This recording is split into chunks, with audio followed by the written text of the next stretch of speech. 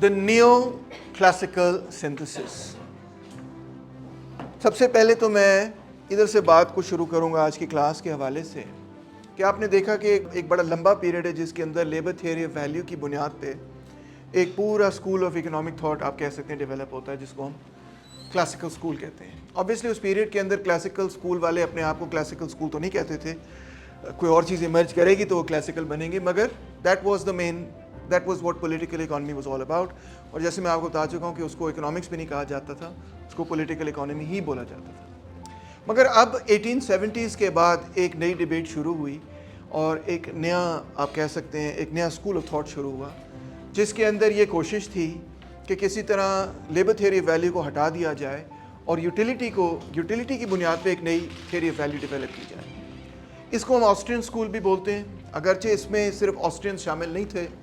इसके अंदर आपने देखा इंग्लिश इकोनॉमिस्ट भी शामिल थे, इसके अंदर फ्रेंच इकोनॉमिस्ट भी शामिल थे, और इसके दो मुख्तलिफ पहलू थे. एक तो ये था ऑब्वियसली जो सेंट्रल बात उसमें ये थी कि यूटिलिटी थियरी ऑफ वैल्यू को इंट्रोड्यूस किया जाए, और दूसरी उसमें जो नई या दिलचस्प बात थी वो ये थी कि यूटिलिटी को क्योंकि आप किसी ना किसी शक्ल के अंदर मैप आउट कर सकते हैं, अलेजिडली आप उसको मैथमेटाइज कर सकते हैं, तो फिर आइडिया ये था कि उसके ऊपर डिफरेंशियल इक्वेशंस वगैरह लगा के, इंटीग्रेशन वगैरह लगा के आप सोफिस्टिकेटेड मैथमेटिकल इक्वेशंस भी डेवलप कर सकते हैं फ्रॉम दैट. सो ये एक बिटवीन 1870 एंड 1890 ये एक ट्रेंड डेवलप हो रहा था, which we refer to broadly as the मार्जिनलिस्ट school. सो जो इन अदर वर्ड्स जो ऑस्ट्रियन स्कूल है वो मार्जिनलिस्ट रेवोल्यूशन का एक हिस्सा है, but that didn't define the school entirely. This was happening in quite a few different places. सो दो मेन एम्फेसिस नज़र आते हैं हमें यहाँ पे. पहला ये कि यूटिलिटी थियरी ऑफ वैल्यू को डेवलप किया जाए, लेबर थियरी ऑफ वैल्यू को ख़त्म कर दिया जाए, और दूसरा ये कि द आइडिया ऑफ मैक्सिमाइजेशन जो कि मैथमेटिक्स से उठाया गया कि आप किसी भी चीज़ को मैक्सिमाइज़ कर सकते हैं. आप यूटिलिटी की मैक्सिमाइजेशन के हवाले से भी एक कर्व बना सकते हैं, आप आउटपुट की मैक्सिमाइजेशन के हवाले से कर्व बना सकते हैं, आप प्रेफरेंसेस के हवाले से कर्व, आप किसी भी एंगल पे मैक्सिमाइजेशन की मेथडोलॉजी को अप्लाई करके कोई ना कोई रिजल्ट निकाल सकते हैं. This you could say tool, mathematical tool becomes more or less, sort of the central idea of the marginalist revolution. इसको इसी वजह से हम इसको marginalist revolution कहते हैं, क्योंकि it tended towards the use of this particular mathematical tool as the centerpiece of economic analysis, how to maximize X, Y, Z, A, B, C, whatever it is that you're maximizing by examining what happens to the margin, at the margin. Obvious बात है, mathematical relationship की बात है कि जहाँ पे भी marginal benefits और मार्जिनल कॉस्ट्स कट करेंगे एक दूसरे को, वहीं पे वो मैक्सिमाइज होगी. ये कोई नई बात नहीं है. It just follows from the necessary mathematical relationship of what marginal cost and marginal benefit represent. The benefit can be in terms of money, the cost obviously can be in terms of money as well, the benefit can be in terms of utility, the cost can be in terms of disutility, whatever that is doesn't matter. But जहाँ marginal cost और marginal revenue या marginal cost और marginal benefit जो है वो intersect करेंगे, वो point जो है वो maximization होगा उस चीज़ का. तो ये जो methodology है इसको सेंट्रल मेथोडोलॉजी बनाया गया. उलट भी कर सकते हैं आप, वो मिनिमम पॉइंट भी हो सकता है. इन्फ्लेक्शन पॉइंट जिसको हम मैथमेटिक्स में कहते हैं वही होगा जहाँ मार्जिनल कॉस्ट और रेवेन्यू एक दूसरे को कट करेगी, वो इन्फ्लेक्शन पॉइंट होगा. और उस इन्फ्लेक्शन पॉइंट को फिगर आउट करना कि वो कहाँ पे becomes kind of the central concern of the मार्जिनलिस्ट school. मगर एट द सेम टाइम अहम बात ये है कि जैसे मैंने जेविन्स के लेक्चर के अंदर और उसके बाद जैसे मैंने मेंगर के लेक्चर के अंदर भी आपको डेमोन्स्ट्रेट किया कि जो मार्जिनलिस्ट स्कूल था, या कम से कम जो ऑस्ट्रियन स्कूल था जो utility theory of value develop करने की कोशिश कर रहा था, उसके सामने एक बहुत बड़ा रोड ब्लॉक था. और वो रोड ब्लॉक ये था, एक बहुत बड़ी प्रॉब्लम थी, और प्रॉब्लम ये थी कि जब तक आप यूटिलिटी तक रहेंगे तो नंबर एक तो आप सिर्फ ये देख रहे हैं कि भाई जो चाहने वाला है वो कितना चाहता है, और आप सिर्फ यही कह रहे हैं कि अगर चीज़ कोई ज़्यादा चाहेगा तो वो ज़्यादा उसके लिए बड़ी कीमत अदा करने के लिए तैयार होगा. मगर जो बेचने वाला है उसके पर्सपेक्टिव से आप मामले को देख ही नहीं रहे हैं कि वो बेचेगा क्यों, किन हालात में बेचेगा. तो एक तो ये उसकी क्रिटिसिज्म थी. दूसरी ऑफ कोर्स उसकी क्रिटिसिज्म ये थी कि आप जो है वो इफेक्टिव डिमांड को नहीं देख रहे, सिर्फ ये देख रहे हैं कि how much you want it, but what is it that actually creates the effective demand. پورے اینگل کو نہیں دیکھ رہے, اس کو بھی ایک طرح سے آپ نے just give it. But even that is solvable to some extent. Both of these things are solvable to some extent. The biggest problem with the utility theory value is that you need to give the price in order to figure out the per dollar marginal utility. And then when you give the budget, then you can figure out کہ allocation کیسے ہوگی resources کی. یا پھر آپ allocation of resources دے دیں, price دے دیں, تو آپ تیسری چیز نکال سکتے ہیں. 3 مختلف variables ہیں, اس میں سے 2 آپ کو دینے پڑیں گے to figure out the third one. اگر آپ کے پاس 2 ویریبل ہوتے ہیں, ایک آپ کے پاس آ جائے تو پھر آپ اگلا نکال سکتے ہیں. مگر 3 ویریبل ہوں اور آپ کے پاس آپ نے اس کو فگر آؤٹ کرنا ہو, تو کوئی بہت سارے مختلف سولوشنز اس میں سے نکل سکتے ہیں. کوئی ایک سولوشن ضروری نہیں کہ نکلے. اور میں نے آپ کو شو کیا کہ مارجنل یوٹیلیٹی اگر کہیں پہ بھی ویری نہیں بھی ہوتی, چینج نہیں ہوتی, اور اگر کاسٹ کے اندر, کاسٹ آف پروڈکشن کے اندر کوئی چینج ہوتی ہے, تو اس کے نتیجے میں جو کنزیومر ہے وہ صرف یہ کرتا ہے کہ کیونکہ اس کی پر ڈالر مارجنل یوٹیلیٹی کسی پروڈکٹ پہ چینج ہو جاتی ہے, تو وہ اپنی ایلوکیشن آف ریسورسز شفٹ کر لیتا ہے. That's it. اور نئی پرائس جو ہے اس پہ ایکولیبریم پیدا ہو جاتا ہے. Now marginal school did not see this as a problem. میں نے تو اس کو پریزنٹ کیا ایز این ایشو کہ بھائی marginal school is unable to show کہ جو پرائس ہے وہ کسی ایک پوائنٹ کے ارد گرد آسیلیٹ کر رہی, جو کہ کلاسیکل اسکول کا پوائنٹ آف ویو تھا. But marginal school does not necessarily view this as a problem. They said کہ پرائس ہے ہی فریلی فلوٹنگ, اس کی کوئی ہے ہی نہیں ویلیو جس کے قریب وہ ارد گرد وہ گھوم رہی, کوئی پوائنٹ آف گریوٹی, کوئی پوائنٹ آف آسیلیشن ہے ہی نہیں. So they don't necessarily view this as a problem. I view it as a problem, especially if you're counterposing it to the labor theory of value.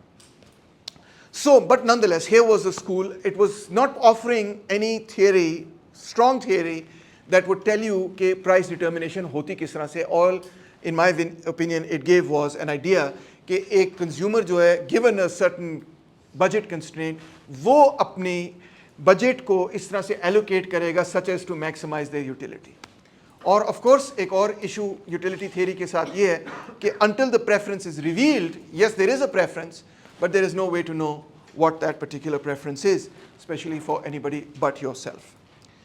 So now along comes Alfred Marshall after about 20 years of the Austrian school. Austrian school جاری رہتا ہے Ludwig وان masses کی شکل میں, hike کی شکل میں, اور لوگوں کی شکل میں. مگر ان مائی اوپینین کو 20-30 سال بعد it does not successfully managed to replace the labor theory of value with the utility theory of value. یہ نہیں کامیاب, ان کو کامیابی نہیں حاصل ہوتی to convince the majority of economists کہ یوٹیلیٹی کی بنیاد پہ آپ ایک theory of value بنا سکتے ہیں جو کہ price determination کو اہم کردار ادا کر سکتی ہے. So along comes this guy Alfred Marshall, who starts off as a mathematician, then he goes into physics, then he experiences a crisis or whatever, then he decides to go into philosophy, from philosophy he goes into ethics, from ethics he comes to economics finally. اور وہ کوشش یہ کرتا ہے کہ obviously marginal school نے بھی ایک نیا ٹول ضرور ڈیولپ کیا, اور یوٹیلیٹی میکسیمائزیشن کو اگر آپ ایکسیپٹ نہیں بھی کرتے تو بہرحال آپ میکسیمائزیشن کے ٹول کو ایکسیپٹ کر سکتے ہیں کہ واقعی mathematically this as a sound relation ship. In a certain sense جو یوٹیلیٹی تھیوری ہے ایسا نہیں ہے کہ وہ ایگزسٹ نہیں کرتی تھی اکنامکس میں, وہ ہمیشہ سے ایگزسٹ کرتی تھی, ہمیشہ سے ایگزسٹ کرتی آئی. مگر پریویسلی کسی نے بھی یہ نہیں کہا کہ یوٹیلیٹی کی بنیاد پہ آپ پرائس ڈٹرمنیشن کی ایک تھیوری بنا سکتے ہیں. یہ تو ہر اکانومسٹ قبول کر رہا ہے, اور پولیٹیکل اکانومی کے اندر ایک سینٹر پیس ہے کہ بھئی وہی چیز آپ خریدیں گے جس کی یوٹیلیٹی ہے. اور یہ ارسٹوٹل کے زمانے سے بات کی جا رہی ہے, اور لوگ اس کو ایکسیپٹ کر رہے ہیں کہ وانٹس ہوتی ہیں, آپ کی نیڈز ہوتی ہیں, وہ سیٹسفائی ہوتی ہیں. تو یہ کوئی نئی بات نہیں. اور آپ نے دیکھا ہوگا کئی اکانومسٹ جو ہیں وہ یوٹیلیٹی کو کافی سامنے بھی رکھتے ہیں, اس پہ کافی ڈسکشنز بھی کرتے ہیں, بینتھم بھی ہے اینڈ سو آن. مگر ان کے لیے یوٹیلیٹی اور کاسٹ آف پروڈکشن یا لیبر تھیوری ویلیو کے درمیان کوئی نیسیسری کانٹرڈکشن نہیں تھا. کوئی ایک تو وجہ شاید یہ تھی کہ بہت سارے لوگوں کے لیے یوٹیلیٹی جو ہے وہ ایک کوانٹیٹیو ریلیشن شپ نہیں بلکہ کوالٹیٹیو ریلیشن شپ تھی, جس طرح میں نے مارکس کا بھی ذکر کیا, اور بھی لوگوں کا ذکر کیا جا سکتا ہے. مگر جن لوگوں کے لیے یہ ایک پیورلی کوانٹیٹیو ریلیشن شپ بھی تھی بھی, جس طرح بینتھم وغیرہ ہیں, ان کے لیے بھی کوئی بہت بڑا پرابلم نہیں تھا, یا جیمز میل وغیرہ ہیں, ان کے لیے بھی کوئی بہت بڑا پرابلم نہیں تھا, کیونکہ وہ یہی کہتے تھے کہ اس سے ڈیمانڈ وغیرہ طے ہوگی, اور وہ جو سارا سسٹم بنے گا at the end of the day وہ کاسٹ آف پروڈکشن ہی برابر کرے گا دو چیزوں کی. تو ایک تو یہ بات ہے کہ yes you are absolutely right in pointing out کہ یہ آئیڈیاز کوئی نئے تو نہیں ہیں. جیمز مل, بینتھم وغیرہ آفٹر آل ان سے 200 سال پہلے بھی یہی باتیں کر رہے ہیں, 200 سال پہلے بھی یہی باتیں کر رہے ہیں, اور اس سے بھی پرانی آپ ٹریس کر سکتے ہیں کہ لوگ اس پہ بات کر رہے ہیں. تو ایک تو یہ بات. دوسری بات یہ کہ as far as giving credit to each other is concerned, تو in fact Alfred Marshall also work very closely with Jevons, and he never really people say fully gave Jevons the credit for the things that he took from Jevons as well. تو یہ بھی اکثر ہوتا رہتا ہے, معاملہ چلتا رہتا ہے. مگر بہرحال ایک اور آخر میں بات یہ ضرور کہوں گا کہ دی آئیڈیا کہ مارجنلسٹ فریم ورک کو اپلائی کیا جا سکتا ہے اکنامکس پہ اس طرح سے, یا کیلکولس کو اس طرح سے اپلائی کیا جا سکتا ہے اکنامکس پہ, وہ کئی مختلف جگہوں پہ not for one reason but for very different reasons ایک ٹرینڈ ہے جو ہمیں نظر آ رہا ہے. اس کی بیسک وجہ شاید یہ ہے کہ کیونکہ ڈفرینشیل کیلکولس نے سائنس کے میدان میں, فزکس کے میدان میں اتنا کچھ نیا کھولا لوگوں کے سامنے کہ there was a tendency in the late 19th century کہ اگر ہم ان ٹولس کو اکنامکس پہ اپلائی کریں تو اکنامکس اس سے ایک سائنس بن جائے گی, کیونکہ سائنس کے لیے now differential calculus becomes one of the main tools, especially after the influence of Newton and others, etc. like that. So differential calculus becomes really very, very central. Similarly with the Cartesian coordinates and all of that. So there is a idea کہ اگر ہم یہ apply کریں گے تو economics زیادہ scientific ہو جائے گی, and that's not because of one person but it's a general European trend بھی نظر آتا ہے. دوسری سائنسز میں بھی ہمیں یہ ٹرینڈ نظر آتا ہے. مثال طور پہ کسی نے سوشیولوجی کا اگلے دن ذکر کیا کہ آگسٹ کمپٹ نے بھی ڈیٹا کی طرف جانے کی کوشش کی, and so on. So ایک اوور آل ٹرینڈ بھی تھا. Not that I'm contradicting what you're saying, but just adding to it. So along comes Alfred Marshall, اور وہ اپنی کتاب لکھتا ہے دی پرنسپلز آف اکنامکس, جو کہ 1890 کے اندر چھپتی ہے, اور یہ اس زمانے کی پھر سب سے انفلوئنشل بک بن جاتی ہے. مگر مارشل یہ کرنے کی کوشش نہیں کر رہا کہ وہ کلاسیکل اکنامکس کو ختم کر دے, although اس کو اکثر مارجنل اسکول کے اندر شامل کیا جاتا ہے, پرسیپشن یہی ہے اس کے بارے میں, مگر ایسا نہیں ہے. جب آپ اس کی اپنی تھیوری پڑھتے ہیں تو وہ یہ کہتا ہے کہ میں کلاسیکل اکنامکس اور مارجنل اسکول کی جو دونوں کی جو انسائٹ ہے اس کو کمبائن کرنا چاہتا ہوں, اس کا ایک سنتھسس بنانا چاہتا ہوں.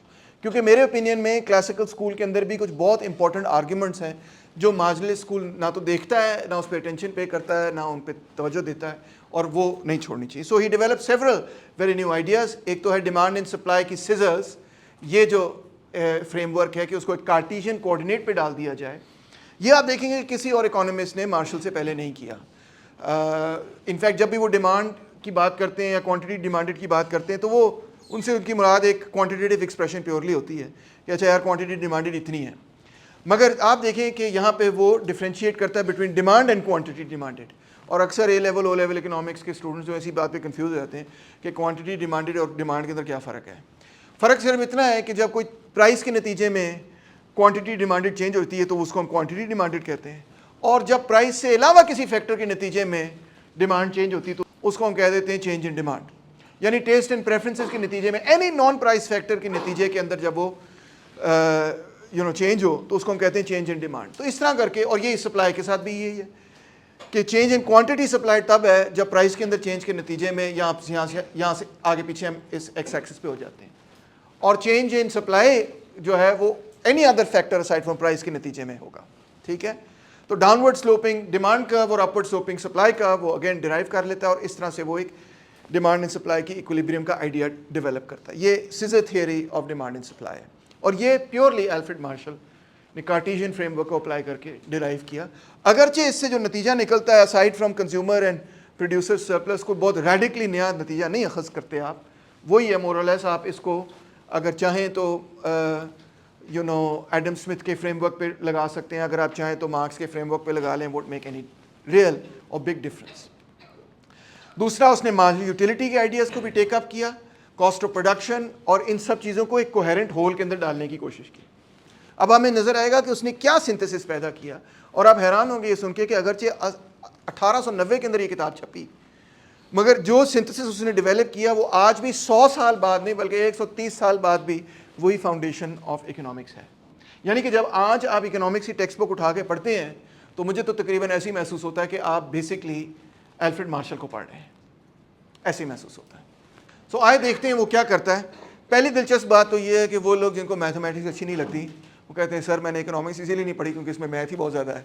تو مبارک ہو کہ مارشل بھی ایک ایسا میتھمیٹیشین تھا جو کہتا تھا کہ میتھ کو کم سے کم رکھا جائے تو بہتر ہے. بلکہ وہ اپنے ایک لیٹر میں لکھتا ہے use mathematics as shorthand language rather than as an engine of inquiry. یہ دوسرے کو لکھ رہا ہے کہ میرا میتھڈ یہ ہے کہ میں تو صرف میتھ کو یوز کرتا ہوں as a shorthand language. اس سے کوئی نئی چیز دریافت نہیں ہوتی, صرف جو چیز میں دریافت کر رہا ہوتا ہوں اس کو چھوٹے طریقے سے لکھنے کا ایک طریقہ ہے. Keep to them till you have done, translate into English, یعنی کہ اس میتھ کو پہلے انگریزی میں لکھو, دین illustrate by examples that are important in real life, اس کو real life examples who. burn the mathematics, if you can't succeed in 4 burn 3, this I do often. یعنی کہ میتھمیٹکس اس کے لیے اتنی اہم نہیں ہے, he is a mathematician and a good one, although he did make some mistakes as well by flipping the x and y axis, independent اور dependent variable الٹ کر دیے جس کی وجہ سے بڑی کنفیوژن پیدا ہوتی ہے. ادروائز ڈیمانڈ کرو جب اوپر جاتا تو یوں جاتا, مگر اب ڈیمانڈ کرو جب اوپر جاتا ہے تو یوں جاتا ہے, سپلائی کرو جب اوپر جاتا ہے تو یوں جاتا ہے, اور یوں جانے کا تصور جو ہے نا بڑا ٹائم لگتا ہے اکنامک اسٹوڈنٹس کو یہ سمجھنے کے لیے. Demand is going up, okay is going اپ, تو اوپر جانا چاہیے, مگر وہ ایکچولی کیونکہ اس نے الٹ کر دی ہیں تو demand is going up, it goes this way, supply is going up, it goes this way. So up is this way, down is this way in economics, although in mathematics up is this way and down is this way. مگر بہرحال اس چیز کو چھوڑتے ہوئے اس کے لیے اس نے جتنی میتھ کی اپنی کتاب کے اندر, it's a wonderful book, principles of economics, also very easy to read, not tough اور ڈیفیکلٹ ایٹ آل, اسپیشلی اگر آپ نے کوئی انٹرو ٹو اکنامکس کی ہو تب تو وہ فنگر ٹپس پہ ہوتی ہے, اتنی آسانی سے پڑھی جاتی ہے. تو اس نے جو ساری اپنی تھیوری ڈیولپ کی, you will be surprise to discover کہ اس کے اندر جتنی میتھ ہے وہ صرف فٹ نوٹس کے اندر تھی, صرف فٹ نوٹس کے اندر تھی. الفریڈ نوٹ وائٹ ہیڈ ایک بڑا فیمس فلاسفر تھا, وہ اکثر کہتا تھا, اس کی ایک بڑی فیمس سیئنگ ہے کہ philosophy is but footnotes to Plato, اس کی ایک بڑی فیمس سیئنگ ہے. تو میری آج کی کوٹیشن ہے, کیمرے میں نوٹ کر لینا, کہ economics are the footnotes of Alfred Marshall. Literally they are, that's absolutely true, in the sense کہ جو اس نے کروز وغیرہ بنائے اور جو اس نے ڈیمانڈ سپلائی وغیرہ جو السٹریشنز اس نے میتھمیٹیکل السٹریشنز بنائی وہ اس کے فٹ نوٹس میں تھیں. وہ فٹ نوٹس جو ہیں بن گئی main sort of text of the math of your economics, اور اسی کو ہم ایکسپلین کرتے ہیں, اور that is more or less what you discover read when you read introduction to economics. So let's start with Marshall. You will be surprise to discover again کہ اگرچہ اتنی ساری میتھ اس میں سے نکلتی ہے, but his concerns are actually much wider, much wider. کہتا ہے واٹ از اکنامکس, کہتا ہے جی پولیٹیکل اکانومی اور اکنامکس, یعنی کہ اس کے لیے دونوں چیزیں ایک ہی ہیں, ابھی تک ڈفرینشیٹ نہیں ہوئی. اس کے بعد جا کے آہستہ آہستہ جو ہے نا لوگ کہیں گے پولیٹیکل اکانومی اور چیز ہے, اکنامکس اور چیز ہے, مگر ابھی تک ایون ٹل 1890 پولیٹیکل اکانومی اکنامکس ایک ہی چیز ہے. In fact he was professor of political economy, that was he was a professor, and جس سبجیکٹ کا وہ پروفیسر تھا واز کالڈ پولیٹیکل اکانومی. تو کہتا ہے it is a study of mankind in the ordinary business of life, روزانہ کی زندگی کا جو معاملات ہیں یہ ہے اکنامکس کی اسٹڈی. وہ ایک آرڈنری بزنس آف لائف کیا ہے, کہتا ہے دیکھو یار دو بڑی بڑی چیزیں ہیں جو ہمارے اوپر, جو انسان کی سوچ کے اوپر اثر انداز ہوتی ہیں, انفلوئنشل ہیں. کیا, ایک تو ہے ریلیجن اور دوسری ہے اکانومی. یہی دو چیزیں ہیں جو جن کے بارے میں لوگ سوچتے ہیں. شاید اب لوگ ریلیجن کے بارے میں زیادہ نہیں سوچتے, مگر اس زمانے میں تو سوچتے تھے. کہتا ہے economy just fills our thoughts all the time, بلکہ کہتا ہے ریلیجن سے بھی زیادہ, ویسے تو ریلیجن بہت امپورٹنٹ ہے مگر ریلیجن سے بھی زیادہ شاید ایک اکنامک کوشچنس پہ ہم ہر وقت سوچ رہے ہوتے ہیں. کہتا ہے کیوں, for the business by which a person earns his livelihood generally fills his thoughts during by far the greater part of those hours in which his mind is at its best. صبح 9 بجے میں یہاں لم جاتا ہوں, 6 بجے شام کو میں یہاں سے جاتا ہوں, تو اس پورے پیریڈ میں کیا سوچ رہا ہوتا ہوں, لیکچر تیار کر رہا ہوتا ہوں, کلاسز تیار کر رہا ہوتا ہوں, آپ کی او مائی گاڈ پیپر چیک کر رہا ہوتا ہوں. تو ساری باتیں میری تھاٹس جو ہیں اسی چیز کے ارد گرد گھوم رہی ہوتی ہیں کہ اچھا یار اب کلاس کی تیاری کرنی ہے, یہ کرنا ہے, وہ کرنا ہے.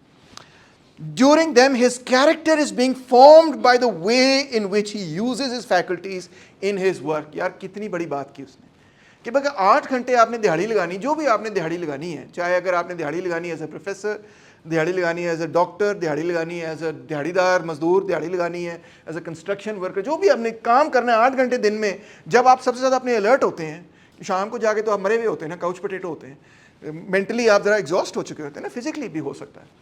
تو جب سب سے active part of the day کے اندر جو آپ کام کریں گے وہ اسی قسم کا آپ کا کردار بنے گا. یہ اتنی امپورٹنٹ بات ہے کہ میں آپ کو بتا نہیں سکتا کہ یہ آپ کے فیوچر زندگی کریئر کے لیے کتنی اہم بات اس نے کہہ دی ہے.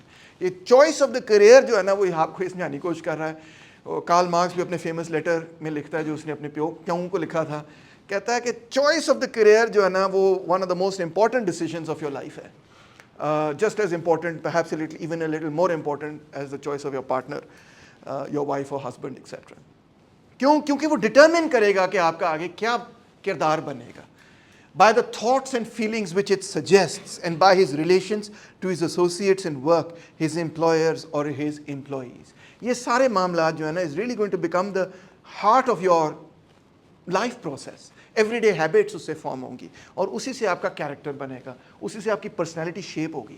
اب غور کریں, کوئی بندہ یہ نہیں کہتا کہ Alfred Marshall is being an economic determinist, but this is also in a certain sense a very Marxist thing to سے.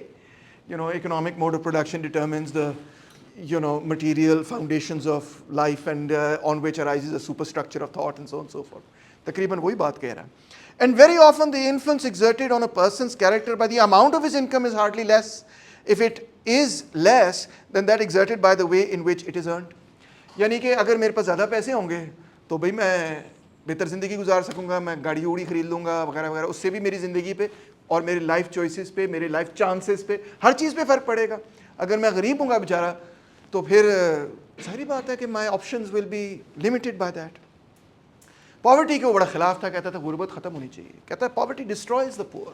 The conditions which surround extreme poverty, especially in densely crowded places, tend to deaden the higher faculties. یعنی کہ آپ کی سوچ کی جو صلاحیت ہے نا, اس کو غربت تباہ کر دیتی, ختم کر دیتی ہے. ابیلٹی نہیں رہتی ہے آپ میں کہ آپ سوفسٹیکیٹڈ تھاٹ ہولڈ کر سکیں یا ڈیولپ کر سکیں. اسی لیے ہم کہتے ہیں نا کہ بھئی جو غریب آدمی ہے اس کو نہ تو اوپرا سے کوئی غرض ہوگا, نہ کوئی فائن آرٹ سے کوئی غرض ہوگا, نہ اس سے غرض ہوگا. کیوں نہیں غرض ہوگا؟ اس کی زندگی نے اس کو موقع ہی نہیں دیا, تباہ کر دی اس کی ہائر فیکلٹیز, جب اس کو دن رات جو ہے 2 وقت کی روٹی پوری کرنی ہے. Those who have been called the residuum of our large towns have little opportunity for friendship. دوستی یاری کا بھی موقع نہیں ملتا. They know nothing of the decencies and the quiet and very little even of the unity of family life. Family بھی پھڑک جاتی ہے. یہ بالکل صحیح کہہ رہے سینس میں بھی کہ کبھی اگر آپ اسٹڈی کریں کہ for example United States of America کے اندر الکوہولزم کہاں پہ سب سے زیادہ ہائی ملے گا آپ کو, تو آپ سرپرائز ہوں گے ڈسکور کر کے کہ غریبوں میں, حالانکہ آپ سمجھیں گے کہ الکوہولزم تو بڑے امیروں کی ایک مسئلہ ہوگا, مگر غریبوں میں سخت جو غریب بندہ ہے اس میں الکوہولزم, جو ہوملیس ہے, بہت ہائی انسیڈنس آف الکوہولزم ہوتا ہے. وجہ کیا ہے کہ یا تو الکوہول ان کی فیملی تباہ کر دیتی ہے, اس کی ورک تباہ کر دیتی ہے اور وہ ہوملیس بیچارہ ہو جاتا ہے, یا کسی اور اکنامک ریزن کی وجہ سے وہ ہوملیس ہو جائے گا اور پھر الکوہول کو وہ الکوہولزم میں وہ ڈوب جائے گا ایز این اینٹی ڈپریسنٹ, کیونکہ alcohol is a cheap form of antidepressant. جب وہ الکوہول پیے گا وہ بھول جائے گا کہ بھائی میں ہوملیس ہوں, میری فیملی تباہ ہو گئی, برباد ہو گئی. تو غریبوں کے اندر الکوہولزم اس وجہ سے اتنا ہائی ہوتا ہے. الکوہولزم اگر آپ نے ختم کرنا ہے, غربت ختم کر دیں تو الکوہولزم بھی ختم ہونا شروع ہو جائے گا. اچھی زندگی لوگوں کو دیں تو لوگ بھی اپنا بھی خیال رکھیں گے. And religion often fails to reach them. ان کو پرواہ نہیں رہتی ان چیزوں کے بارے میں. No doubt their physical, mental and moral ill health is partly due to other causes than poverty, but this is the chief cause. اور بھی وجوہات ہو سکتی ہیں, مگر مین مسئلہ یہی ہے کہ جب آپ کسی کو اتنا غریب کر دیں گے تو پھر اس کی فیملی, اس کی concern for religion, morality, anything, سب چیزوں کی دھجیاں اڑ جائیں گی اور اس کو صرف یہ پرواہ ہوگی کہ بھائی میں زندہ کیسے رہ سکتا ہوں. کہتا ہے there are a vast number of people both in the town and country who are brought up with insufficient food, clothing, house room, whose education is broke off early in order that they may go to work for wages. Child labor کی بات کر رہا ہے. Who thenceforth are engaged during long hours in exhausting toil with imperfectly nourished bodies. نہ کھانے کے لیے کافی ہے, لگے ہوئے ہیں فیکٹری کے اندر 14 گھنٹے کام کر رہے ہیں, کھانا بھی پورا نہیں ملا ہوا. And have therefore no chance of developing their higher mental faculties. ان کی higher mental faculties کیسے ڈیولپ ہو؟ وٹامن ڈپرائیوڈ ہیں, نیوٹریشن ڈپرائیوڈ ہیں, آپ آپ کو پوری چیزیں نہیں مل رہی ہیں, آپ اپنی باڈی کو اتنی تیزی سے استعمال کر رہے ہیں, ایسے طریقے سے استعمال کر رہے ہیں کہ you are like burning the candle at both hands. تو مینٹل فیکلٹیز کیسے ڈیولپ ہوں گی؟ The mind also needs a healthy body. کہتا ہے rejoicing in their affections towards God and man, and perhaps even possessing some natural refinement of feeling, they may lead lives that are far less incomplete than those of many who have more material wealth. ہو سکتا ہے کہ وہ اپنی زندگی, اپنے مشکل حالات میں بھی ایک اچھی زندگی گزار رہے ہوں اور they are making the best of their حالات, but for all that their poverty is a great and almost unmixed evil to them. مگر اس کے باوجود غربت اس چیز کے خلاف ہے, ان کو توڑ رہی ہے, ان کو تباہ کر رہی ہے, ان کی زندگی کو تباہ کر رہی ہے. Even when they are well, their weariness often amounts to pain, while their pleasures are few. And when sickness comes, the suffering caused by poverty increases tenfold. اگر بیمار ہو جاؤ تو اوئے ہوئے ہوئے زندگی تباہ ہو جاتی ہے. And though a contented spirit may go far towards reconciling them to these evils, there are others to which it ought not to reconcile them. Overworked and undertaught, weary and careworn, without quiet and without leisure, they have no chance of making the best of their mental faculties. جو بیچارہ 2 وقت کی روٹی کا بھوکا ہے اور ہاتھ کا محتاج ہے, ہاتھ اپنے پھیلانے پر مجبور ہے, اس کی زندگی تو آپ نے اسے چھین لی, آلریڈی چھین لی. وہ زندہ ہے بٹ جسٹ بریدنگ, اس کی ایکچوئل زندگی آپ نے تباہ کر دی. Says Alfred martial.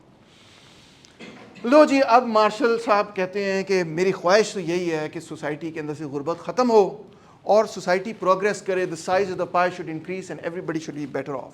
یہ جو size of the pie increase کرنے کا معاملہ ہے, پیداوار بڑے, لوگ people are better off, they are prosperous, غربت ختم ہو, یہ کیسے ہوگی؟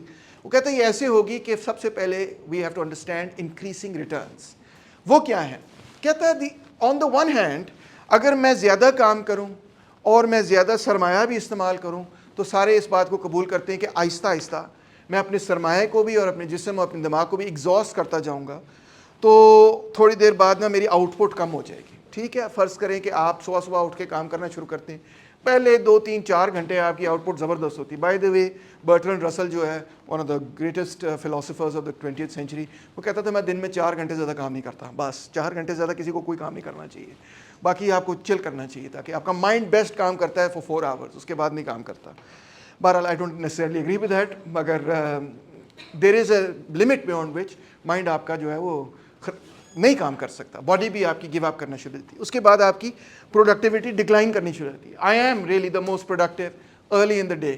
میں ایک ایگزامپل آپ کو دیتا ہوں کہ میں نے جب پی ایچ ڈی اپنا کیا تو میں نے اپنی جو روٹین بنائی نا وہ یہ تھی کہ جب میں صبح اٹھوں گا, دانت صاف کروں گا, ناشتہ کر لوں گا, اس کے بعد پہلا کام جو ہے نا وہ یہ صرف پی ایچ ڈی والا کروں گا. چاہے میں گھنٹہ کام کروں یا میں 4 گھنٹے کروں, میں نے کرنا صرف پی ایچ ڈی, کوئی اور کام نہیں کرنا میں نے اس وقت, صرف پی ایچ ڈی کا کام کرنا ہے. اور میں بھی کچھ 4-5 گھنٹے کام کرنے کے بعد کہتا تھا چلو میں گٹار بجاؤں گا, پھر میں گٹار 4-5 گھنٹے بجاتا تھا اور کام کرتا تھا. But that was it was very true. وہ جو پہلے 4-5 گھنٹے ہیں اس میں پروڈکٹیوٹی ہائیسٹ ہوتی ہے اور اس کے اندر آپ بہت کام کر سکتے ہیں اور بہت مشکل کام آپ بڑی جلدی کر لیتے ہیں جو رات کے وقت نہیں ہو سکتا. اسی لیے میں آپ سب کو کہتا ہوں کہ یہ جو آپ کا تصور ہے نا, لیٹ نائٹ سر آل نائٹر ماریں گے سب سیکھ لیں گے, کچھ بھی نہیں سیکھنا آپ نے آل نائٹر سے. فل ریسٹ کر کے اٹھتے ہیں جب آپ, تو جو پہلے 4 گھنٹے ہوتے ہیں نا جب آپ اٹھتے ہیں, جتنے مرضی بجے آپ اٹھیں, 12 بجے اٹھیں, 2 بجے اٹھیں, وہ جو پہلے 4 گھنٹے ہیں نا وہ سب سے زیادہ مائنڈ کے لیے پروڈکٹیو ہوتے ہیں, کیونکہ ایک طرح جو آپ کا مائنڈ ہے نا وہ ریچارج ہو کے آتا ہے. ٹھیک ہے, یہ بات یاد رکھنا. تو بہرحال مارشل بھی یہ کہتا ہے کہ زیادہ لگاتے جا رہے ہیں آپ, ٹائم بھی لگاتے جا رہے ہیں, لیبر بھی لگاتے جا رہے ہیں, کیپٹل بھی لگاتے جا رہے ہیں, مگر جتنا ایکسٹرا آپ کیپٹل لگا رہے ہیں, 1 گھنٹہ اور لگایا, 1 گھنٹہ اور لگایا, اس آخری گھنٹے میں اس ایکسٹرا آور میں ضرور پروڈکٹیوٹی آپ کی گرنی شروع ہو جاتی ہے. تو اس کو ہم کہیں گے decreasing returns. On the other hand یہ بھی وہ بات مانتا ہے with the application of science and technology means power of productive work increases with the volume of the work that he does. یہ بھی بات ہم قبول کرتے ہیں کہ اکانومی کو اوور آل اگر آپ دیکھیں تو آپ کو یہی نظر آتا ہے کہ والیوم بڑھتا چلا جا رہا ہے پیداوار کا. پچھلے 100 سالوں کے اندر برٹن کے اندر ایک پورا انڈسٹریل ریولوشن ہوا, اتنی بڑی تبدیلی آئی, پروڈکٹیو پاورز اتنی تیزی سے بڑھیں, تو والیوم آف ورک تو بہت زیادہ بڑھ گیا اور پروڈکٹیوٹی تمام ورکرز کی, انسانوں کی, اکانومی کی پروڈکٹیوٹی انارمسلی بڑھی ہے. سو what gives here؟ کیا ڈیکریزنگ ریٹرنس ہیں یا انکریزنگ ریٹرنس ہیں؟ What is the case? کہتا ہے over all increasing returns, it gets easier. پاکستانیوں خوش ہو جاؤ اگر آپ یہ سوچ رہے ہیں کہ ترقی نہیں ہو رہی, وہ کہہ رہا ہے it gets easier. What does he mean by it gets easier? There are increasing returns to the volume of work. کہتا ہے every increase of wealth tends in many ways to make a greater increase more easy than before. Why? Because every increase of wealth and every increase in the numbers and intelligence of the people increase the faculties for a highly developed industrial organization, which in its turn adds much to the collective efficiency of capital and labor.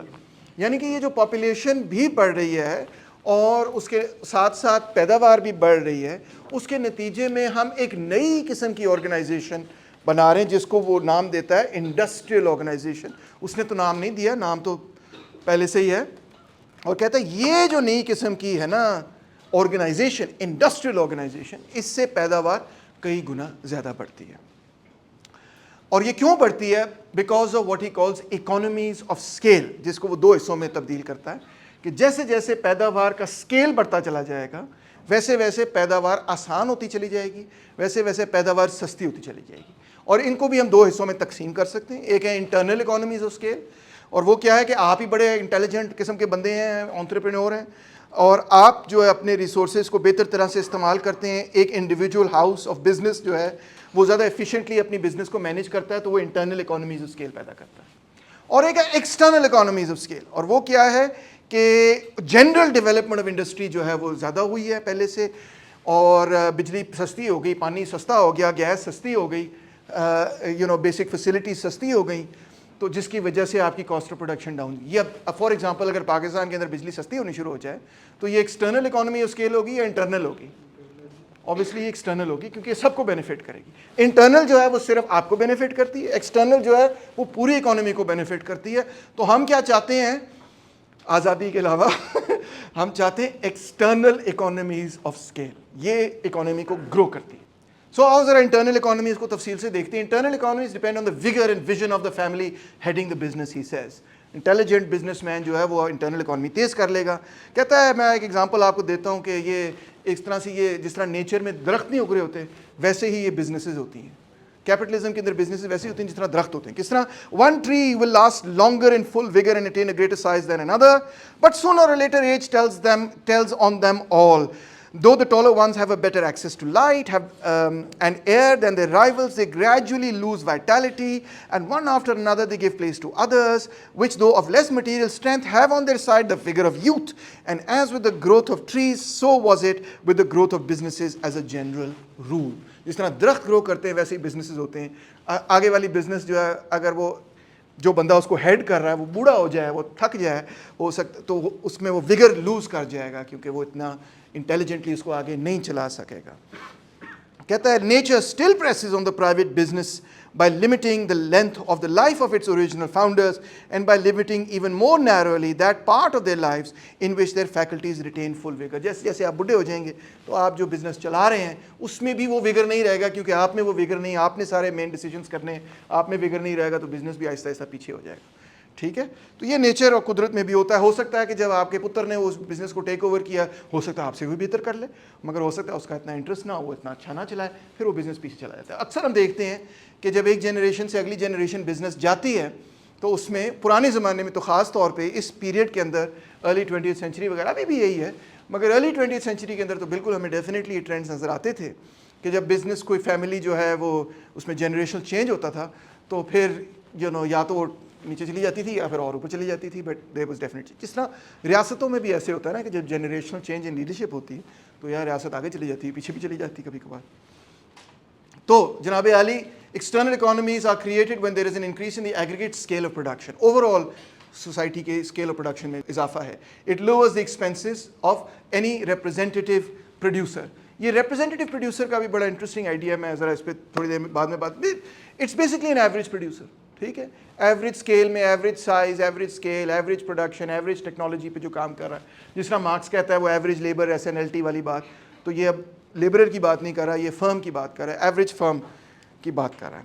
So what does an external economy do? It lowers the cost for an average firm, any average فرم.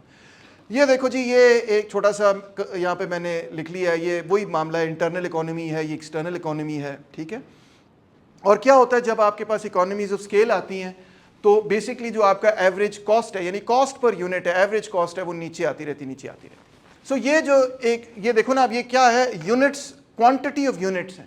جیسے جیسے quantity of units بڑھتی چلی جا رہی ہیں, اور یہ بڑے لیول پہ کوانٹٹیز آف یونٹس ہیں, مطلب ہنڈریڈ آف تھاؤزنڈس میں بھی ہو سکتی ہیں, تو جو کاسٹ پر یونٹ ہے وہ گرتی چلی جا رہی ہے. اب کچھ لوگ جو ہیں وہ یہ کہتے ہیں کہ کہیں نہ کہیں آ کے یہ ڈس اکانومیز آف اسکیل بھی ہو جائیں گی, یہ اوپر بھی واپس جانا شروع کر دے گا, مگر ناٹ نیسیسریلی. ہم نے یہ دیکھا ہے کہ over the last 200 years of capitalism, the scale of any given enterprise becomes bigger and bigger. Scale here is not measured in terms of number of workers, by the way. Scale here is measured in terms of output, or scale can be measured in terms of the capital in deployment, but certainly not in terms of number of workers. Number of workers can actually go down. So the size of the firm can actually be smaller, but the scale of the firm will be larger, even though the size of the firm is smaller in the sense of number of employees. Employees کم ہو جائیں گے, مگر capital اس میں machinery لگی ہوئی ہے, اس کے اندر AI لگا ہوا ہے, اس کے اندر روبوٹس لگے ہوئے ہیں, تو is that smaller scale? No. It's bigger scale than before. Capital زیادہ استعمال ہو رہا ہے, ورکر پہلے سے کم استعمال ہو رہا ہے, so scale is still larger, output بڑھ گئی ہے. In a certain sense linked بھی ہو سکتے ہیں مگر ضروری نہیں کہ لنکڈ ہو. مثال کے طور پہ اگر آپ سڑکیں بہتر کر دیں, اگر آپ کمیونیکیشنز بہتر کر دیں, اگر آپ اسکولنگ بہتر کر دیں وغیرہ وغیرہ اس طرح کی بہت سے, تو اس کا جنرلائزڈ امپیکٹ ہوتا ہے سوسائٹی پہ, اس کا کسی اسپیسیفک فرم پہ امپیکٹ نہیں ہے, ٹھیک ہے. مگر جو اگزامپل کسی نے یہاں دی کہ بھئی اگر میں بجلی کی پیداوار کو زیادہ ایفیشینٹلی کر دوں تو وہ ایک انٹرنل اکانومی کے نتیجے میں ایکسٹرنل اکانومی پیدا ہو جائے گی. ہر ایکسٹرنل اکانومی کے نتیجے میں انٹرنل اکانومی تو پیدا ہونی ہی ہے, کیونکہ وہ جنرلائزڈ کاسٹ آف پروڈکشن گر گئی ہے تو ہر فرم کے لیے کاسٹ آف پروڈکشن گر جائے گی.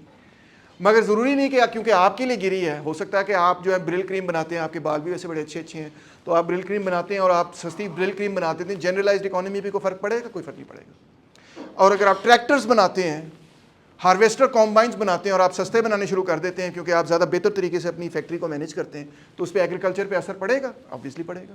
سو depends on what you are making. ٹھیک ہو گیا. اور بہت ساری ایسی چیزیں ہوتی ہیں جو کہ حکومت ویسے ہی بہتر کر سکتی ہے. مثال طور پہ لا اینڈ آرڈر آپ بہتر کر لیں, تو اب یہ اکنامک چیز نہیں ہے, مگر کاسٹ آف ڈوئنگ بزنس آپ سمپلیفائی کر دیں, بزنس کو رجسٹر کرنا, کاسٹ آف بزنس کم کر دیں, تو اس سے کیا ہوگا کہ generally businesses will start doing better, although that's not related to scale of production as such, but still there can be other things like developing infrastructure, developing transportation, developing communication, and all of these things will have an impact. اب اس کو وہ کہتا ہے the general argument of his book. اگر وہ کہہ رہا ہے کہ میری کتاب کا یہ تھیسس ہے ایک طرح سے, تو obviously اس بات کو سمجھنے کی ضرورت ہے کہ یہ سب سے امپورٹنٹ بات وہ کہنے جا رہا ہے, جو اس کی ریسرچ کی اسپائن ہے ایک طرح سے. وہ کیا ہے؟ تھیسس اسٹیٹمنٹ آپ کہہ لیں. The general argument of the present book shows that an increase in the aggregate volume of production, yani scale of production, of anything will generally increase the size and therefore the internal economies possessed by such a representative firm, that it will always increase the external economies to which the firm has access, and thus will enable it to manufacture at a less proportionate cost of labor and sacrifice than before. یعنی کہ generally اگر آپ نے martial کا ایک thesis نکالنا ہے, ویسے تو اس کتاب وہ بڑی رچ کتاب ہے, اس میں کئی مختلف چیزیں ہیں, مگر اگر آپ نے ایک تھیسس اس کے ساتھ اسکرائب کرنا ہے, اگر ایک تھیسس آپ نے مارکس کو دینا ہے تو آپ یہی کہیں گے کہ غریبوں کا استحصال ہو رہا ہے. ٹھیک ہے. اگر آپ نے ایک تھیسس مارشل کو دینا ہے تو مارشل خود کہہ رہا ہے مجھے یہ پلیز میرے بارے میں یہ ضرور کہنا, اور وہ یہ ہے اکانومیز آف اسکیل کی آرگیومنٹ. جتنا اسکیل بڑا ہوتا چلا جائے گا اتنی کاسٹ گرتی چلی جائے گی. So small firm has higher average cost. ٹھیک ہے. جیسے فرم سائز بڑھتا چلا جائے گا یہ گرتی چلی جائے گی, اور یہ گرتی چلی جا رہی ہے, کئی 100 سال سے یہ گرتی چلی جا رہی ہے. اگرچہ جب بھی آپ اکنامکس ٹیکسٹ بکس میں دیکھیں گے تو کہیں نہ کہیں اس کو اوپر بھی کر دیتے ہیں, مگر میرے اوپینین کے اندر یہ کہیں پہ اوپر نہیں ہوئی, نظر نہیں آئی پچھلے اس پورے عرصے کے اندر کہ کہیں پہ اوپر ہوئے. کسی ایک فرم کے لیے ہو سکتا ہے کہ انہوں نے اسکیل بڑا کیا اور مس مینیج ہو گیا ہو, یہ ہو سکتا ہے, مگر اوور آل اکانومی کو اگر آپ دیکھیں اسٹڈی کریں تو scale of production has been increasing for the last since capitalism. اب تو جو اسکیل آف پروڈکشن ہے وہ تو گلوبل لیول پہ آپ کے پاس گلوبل سپلائی چینز ہوتی ہیں, کہیں سے ربر نکلتا ہے, کہیں سے تسمہ بنتا ہے, کہیں سے کپڑا بنتا ہے, کہیں اور سے کچھ اور نکلتا ہے, پھر کہیں سے اس کی سلائی ہوتی ہے, پھر اس کی ڈیزائننگ کہیں اور ہوتی ہے, اس کی مارکیٹنگ کہیں اور ہوتی ہے, اور بکتا وہ جا کے کہیں اور ہے. اور ملکوں کے اوپر یہ پوری پروڈکشن پروسیس جو ہے وہ چلتا ہے, اور ایک جگہ نہیں ہوتا, کئی جگہوں پہ ہوتا ہے. So scale of production is going up, اور یہ سارے چیزیں جو ہیں آپ اے آئی اور روبوٹس اور 3D پرنٹرز اینڈ سو آن جو ہیں وہ مینیج کرتے ہیں. So what do we have? We have the law of increasing return. جیسے آپ اسکیل بڑا کریں گے چیزیں سستی بنیں گی. کہتا ہے while the part which nature plays in production shows a tendency to diminish returns. قدرتی طور پہ اگر آپ زمین اور زیادہ استعمال کر رہے ہیں تو پہلے فرٹائل لینڈ, جس طرح وہ یاد ہے ریکارڈو کہتا ہے کہ پہلے فرٹائل لینڈ آپ نے یوز کیا, پھر less and less fertile land آپ نے یوز کیا وغیرہ, اور اگر آپ نے سوائل بہت زیادہ یوز کر لی تو سوائل خراب ہو گئی, اس کی فرٹیلیٹی کم ہو گئی. یس, نیچر میں ڈیمینشنگ ریٹرنز نظر آتی ہیں, وہ کہتا ہے, but the part played by man shows a tendency to increasing returns. انسان کا جو اس میں کردار ہے پیداوار میں, قدرت کا کردار ہے اس نے ڈیکریزنگ ریٹرن کرنی, انسان کا کردار ہے انکریزنگ ریٹرن. تو یہ دو ٹینڈنسیز آپ کو نظر آتی ہیں جو ایک دوسرے کے خلاف پش کر رہی ہوتی ہیں آل دا ٹائم. تو کہیں نہ کہیں ڈیکریزنگ ریٹرنز بھی ہو سکتے ہیں, یہ نہیں وہ کہہ رہا کہ ہر جگہ ہی صرف انکریزنگ ریٹرن ہے. جنرل رول کے لیے ٹرو ہے, جنرل رول میں ہمیشہ ایکسیپشنز ہوتی ہیں, it's the exception that proves the general rule. مگر جنرلی وہ کہتا ہے an increase of labor and capital leads generally, not always, to improved organization which increases the efficiency of the work of labor and capital. ایک ہی argument ہے, کوئی بڑی نئی بات نہیں ہے اور آپ نے شاید یہ پہلے بھی سنی ہوئی ہے. میلتھوس بھائی جان کے بارے میں وہ جواب دے کے کہتے ہیں then every increase in their numbers is likely, number سے مراد یہ population, is likely for the time to be accompanied by a more than proportionate increase in their power of obtaining material goods. ٹھیک ہے, جب population بڑھ جاتی ہے scale of production بھی بڑھ سکتا ہے. اگر پاپولیشن بہت چھوٹی ہوگی تو کتنے جوتے بناؤ گے؟ 100 بندہ اگر آپ کے پنڈ میں رہتا ہے تو 100 ہی جوتے بناؤ گے. اب جب آپ شہر کے لیے جوتے بنانا شروع کر دو گے تو شہر کے اندر تو 1 ملین بندہ بھی رہ سکتا ہے. تو اب آپ کے پاس مارکیٹ پڑی ہوگی. جب آپ کے پاس مارکیٹ پڑی ہوئی تو آپ پیداوار بھی ایک نئی طریقے سے کریں گے. Industrial organization, division of labour, یہ وہ اسکیل بڑا کریں گے. جب آپ اسکیل بڑا کریں گے آپ پہلے سے زیادہ سستا پروڈیوس کریں گے, اور بلکہ جس اسکیل پہ پاپولیشن بڑھی ہے اس سے زیادہ بڑے اسکیل پہ آپ کی پیداوار بڑھ جائے گی. It enables them to secure the many various economies of specialized skill and specialized machinery, of localized industries and production on a large scale. It enables them to have increased facilities of communication of all kinds, while the very closeness of their neighborhood diminishes the expense of time and effort involved in every sort of traffic between them, and gives them new opportunities of getting social enjoyments and the comforts and luxuries of culture in every form. لو جی میلتھوس کی اس نے دھجیاں اڑا دی. اس نے کہا جی population بڑھ رہی ہے مگر اس سے زیادہ تیزی سے پیداوار بڑھے گی. کہتا ہے مگر اس میں ایک کوشچن مارک بھی ڈال دیتا ہے. کہتا ہے the accumulated wealth of civilised countries is at present growing faster than the population. مگر اس کا فائدہ صرف ان لوگوں کو ہے who have a share in the wealth. جس کے پاس share in the wealth he نہیں, اس کو کیا فائدہ کہ اکانومی تیز گرو کر رہی ہے, وہ تو بیچارہ غربت میں ہی رہ رہا ہے. تو غربت کی اصل وجہ یہ نہیں ہے کہ پروڈکشن جو ہے is lagging behind population, but actual وجہ یہ ہے کہ production is growing faster than population, but وجہ یہ ہے کہ there is an underclass of people who have no share in that wealth. ہمیں جس چیز میں دلچسپی ہے, یہ سارا کچھ جو آپ نے ابھی آلریڈی سنا ہے, یہ تو کوئی بہت مشکل بات نہیں ہے. اور اگر آپ کو مارشل آسان لگ رہا ہے تو اس کی شاید ایک وجہ یہ ہے, اچھا جس نے بھی تھوڑی بہت اکنامکس پڑھی وہ اکانومیز آف اسکیل کی آرگیومنٹ جانتا ہی ہے, کوئی اتنی ایکسٹراڈنری بات نہیں. Here comes the more extraordinary and more interesting part, وہ ہے پرائسز. How prices determined. اب آپ کو یاد ہوگا کہ جو کلاسیکل اسکول تھا اس کے اندر cost of production was at the heart of their understanding.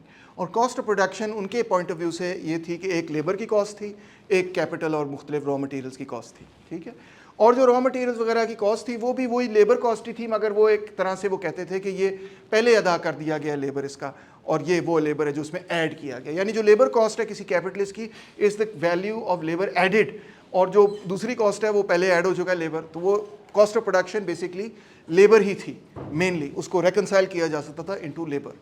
اور یہ مور اور لیس تقریباً اس پیریڈ کے سارے اکانومسٹ کا نقطہ نظر تھا, that is no necessary contradiction between cost of production and the labor theory of value. اب مارشل لکھتا ہے the sums of money that have to be paid for these efforts and sacrifices will be called either its money cost of production or for shortness its expenses of production. I'm not sure کہ money cost of production اور expenses of production میں اتنا کو فرق ہے, دونوں ہی اتنے لمبے expressions ہیں, مگر بہرحال they are the prices which have to be paid in order to call forth an adequate supply of the efforts and weightings that are required for making it, or in other words they are its supply price. یعنی یہ تینوں terms marshal K لیے ایک ہی ہیں. Supply price بھی وہی چیز ہے, کاسٹ آف پروڈکشن بھی وہی چیز ہے, ایکسپینس آف پروڈکشن بھی ایک ہی بات ہے. ٹھیک ہے, وہ کیا ہے کسی بھی فرم کے لیے آپ دیکھ سکتے ہیں, اگر آپ کو گراف پسند ہے تو آپ دیکھ سکتے ہیں کہ یہ اس کا کرو ہے ایوریج کاسٹ کا. یہ پہلے آئیڈیا یہ ہے, اس کی ریلیشن شپ بڑی آسان سی ہے, اور ریلیشن شپ سمپلی یہ ہے کہ جب آپ پیداوار شروع کرتے ہیں, اگر آپ کی اسکیل بہت چھوٹا ہے, اگر آپ بہت کم چیزیں بنا رہے ہیں تو آپ کو فکسڈ کاسٹ بہت زیادہ دینی پڑتی ہیں وغیرہ, تو آپ کی پر یونٹ کاسٹ بہت زیادہ ہوتی ہے. پھر آہستہ آہستہ وہ پر یونٹ کاسٹ گر جاتی ہے, اور پھر اس کے بعد آپ کی مشینیں جو ہے نا اوور ورک ہو رہی ہیں, آپ کے بندے بھی اوور ورک ہو رہے ہیں, تو وہ کاسٹ دوبارہ بڑھنی شروع ہو جاتی ہے. بس اتنی سی بات ہے, اتنی سی بات ہے کہ بہت کم پیدا کرو گے تو فائدے میں نہیں ہے, بہت زیادہ پیدا کرو گے تو فائدے میں نہیں ہے, بیچ میں کہیں پہ پروڈیوس کرو گے, کوئی آپٹیمم رینج ہے جس میں اگر آپ پیداوار کرو گے تو آپ کی مشینیں بھی بیسٹ چلیں گی, آپ کی لیبرز بھی بیسٹ کام کریں گے. یہ کوئی اوکھی بات تو نہیں ہے نا, آسان سی بات ہے. اسی چیز کو جب آپ میتھمیٹکلی ریپرزینٹ کرتے ہیں تو آپ اس طرح کا گراف بنا دیتے ہیں. جیسے ہی آپ اس طرح کا گراف بنا دیتے ہیں تو یہ ایم سی کرو بھی اسی گراف سے نکل آتا ہے. یہ کوئی علیحدہ چیز نہیں ہے, یہ اسی کرو سے نکل آتا ہے کہ M C is lower than average cost will fall, where M C cuts across average cost, M C is higher than average cost will rise. بس اتنی سی بات ہے, کوئی کمپلیکیٹڈ چیز نہیں. اسی ریلیشن شپ سے نکلتا ہے کہ basically there is some optimum range of production for every given technology and firm. اب دوسرا وہ یہ کہتا ہے کہ جی 4 فیکٹرز آف پروڈکشن ہے. غور کیجئے کہ پہلے وہ طبقات کی بات ہوتی تھی کلاسیکل اکنامکس میں، مگر اب مارشل جو ہے وہ نیو کلاسیکل سنتھسس میں جو مارجنلسٹ اسکول کا پوائنٹ آف ویو ہے وہ ٹیک اپ کرتا ہے، کہتا ہے ہاں یہ 4 فیکٹرز آف پروڈکشن ہے. ان کا وہ نام دیتا ہے land, labour, capital and organization. Organization کو اب ہم نے چینج کر کے انٹرپرینورشپ کر دیا ہے. ٹھیک ہے، تو بیسک آئیڈیا اس پیریڈ کے اندر یہی تھا کہ لینڈ سے جو ہے لینڈ لارڈ کو رینٹ ملے گا، لیبر سے جو لیبرر ہے اس کو ویجز ملیں گی، کیپٹل جو ہے یہ بیسکلی وہ بینکر ہے، فائنینس کیپٹل ہے، جس نے آپ کو کیپٹل دیا جو آپ نے فیکٹری لگائی ہے، تو اس کو کیا ملے گا؟ انٹرسٹ ملے گا. اور جو آرگنائزیشن ہے جو ایکچوئل کیپٹلسٹ کہہ رہا ہے او کم کرو کتنے لے کے گئے ہیں وغیرہ جو بھی، وہ اس وقت اس کو آپریشن میں لے کے آ رہا ہے ایز دا کیپٹلسٹ، اس کی آرگنائزیشن کر رہا ہے، اس کو اس میں سے ملے گا پروفٹ. تو انٹرپرینورشپ کا جو ریوارڈ ہے وہ ہے پروفٹ. تو آپ دیکھیں کہ 4 classes have been replaced now by 4 factors of production. اور مارشل لکھتا ہے its expenses of production when any given amount of it is produced are thus the supply prices of the corresponding quantities of its factors of production, and the sum of these is the supply price of that amount of the commodity. Simple ہوگی بات، یعنی کہ supply price کیا ہے کہ factors of production پہ آپ نے کتنا خرچ کیا ہے، انہی 4 چیزوں پہ خرچ ہونا ہے. ٹھیک ہے، پروڈکشن کی جہاں تک تعلق ہے، ہو سکتا ہے کہ آپ کسی کو برائب کر رہے ہیں کہ جی میرے سے ٹیکس نہ لیا جائے، مگر وہ اس میں نہیں شامل ہوگا، وہ یہ چیزیں شامل ہوں گے. آپ نے جہاں پہ کام کیا یا تو آپ کی اپنی زمین ہے یا آپ نے رینٹ کی ہے تو آپ نے وہ پے کرنا ہے. جہاں پہ آپ نے کام کرنا ہے کوئی نہ کوئی لیبرز تو آپ ہائر کر رہے ہیں وہ کام کریں. ٹھیک ہے، آپ نے کہیں سے قرضہ لیا، اگر بینک لیا تو آپ نے اس کا انٹرسٹ پے کرنا ہے، وہ کیپٹل کے اندر آ گیا. اور آپ نے اگر آرگنائز کیا، آپ نے ایز اے کیپٹلسٹ اس میں کام کیا تو اس میں سے پروفٹ آ گیا. ان اے سرٹن سینس آلریڈی یہاں پہ یہ کہا جا رہا ہے کہ جو پروفٹ ہے وہ اسی طرح ریوارڈ ہے فار دی انٹرپرینور جس طرح ویجز ریوارڈ ہے فار لیبر اینڈ اور for like that go like that. ٹھیک ہے، سو ان چاروں کو جب آپ ملا لیں گے تو آپ کے پاس کیا چیز آئے گی؟ Supply price. آپ اس کو کاسٹ کہہ لیں، ہمیں کنفیوز کرنے کی ضرورت کیا تھی، مگر چلو مان لیتے ہیں مارشل صاحب آپ کی بات، سپلائی پرائس.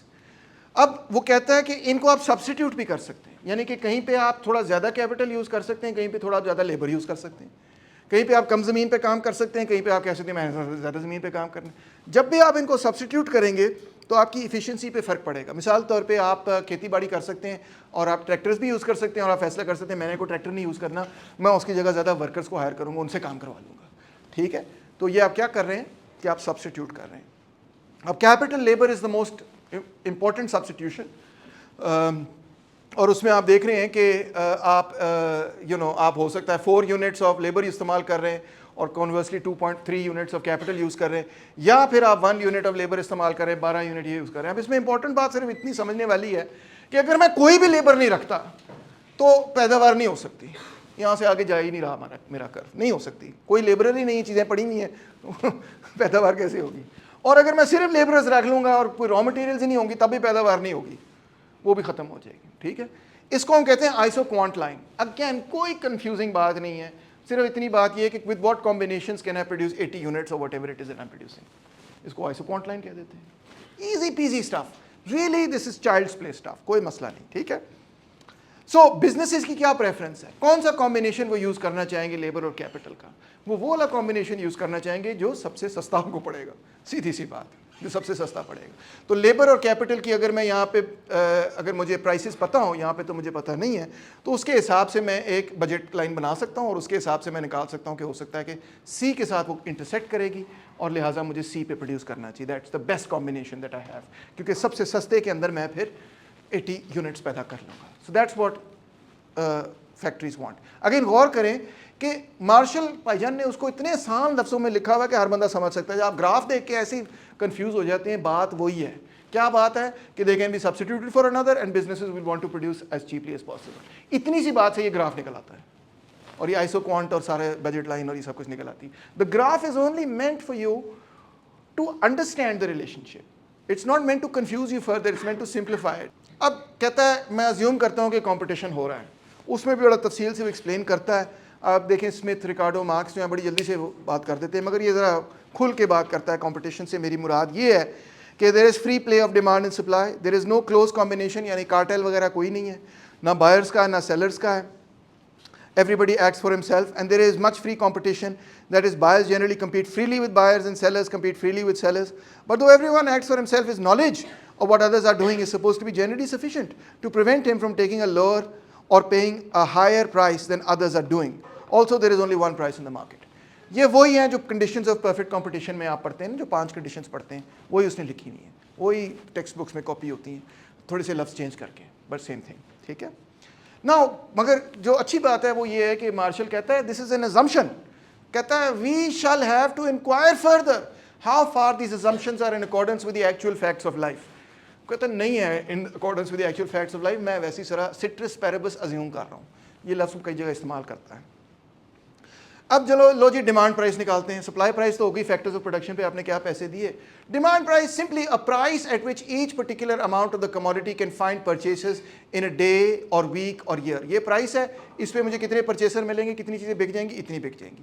لو جی اس سے اس نے ڈیمانڈ کرو نکال لیا. اب فرق یہی ہے اسمتھ کے درمیان اور مارشل کے درمیان کہ اس نے ایک پورا کرو نکالا. کیوں؟ کیونکہ اس نے آئسولیٹ کیا دو چیزوں کو کہ پرائس کے نتیجے میں جب کوانٹٹی ڈیمانڈیڈ میں چینج آئے گا تو اس کو میں کہوں گا کہ یہ along the demand curve movement ہے. اور جب یوٹیلیٹی چینجز اور پریفرنس کی چینجز اور کسی بھی اور وجہ کی چینجز کی نتیجے میں کوئی چینج آئے گا کوانٹٹی ڈیمانڈیڈ میں تو میں اس میں یہ کہوں گا کہ ڈیمانڈ کرو بھی پورا آگے ہو گیا. بس اتنا سا فرق ہے. ٹھیک ہے، کوئی بہت بڑا فرق نہیں ہے. اب وہ انٹروڈیوس کرتا ہے شارٹ ٹرم اور لانگ ٹرم کا آئیڈیا. کہتا ہے there is no change in fashion اور taste, no new substitute which might affect the demand, no new invention to disturb the supply. ٹھیک ہے، شارٹ ٹرم کی ڈیفینیشن اس نے یہ کی. لو جی اب اس کا مین تھیسس آ گیا. غور سے سننا، یہ ہے سب سے امپورٹنٹ بات. کہتا ہے when therefore the amount produced in a unit of time is such that the demand price is greater than the supply price.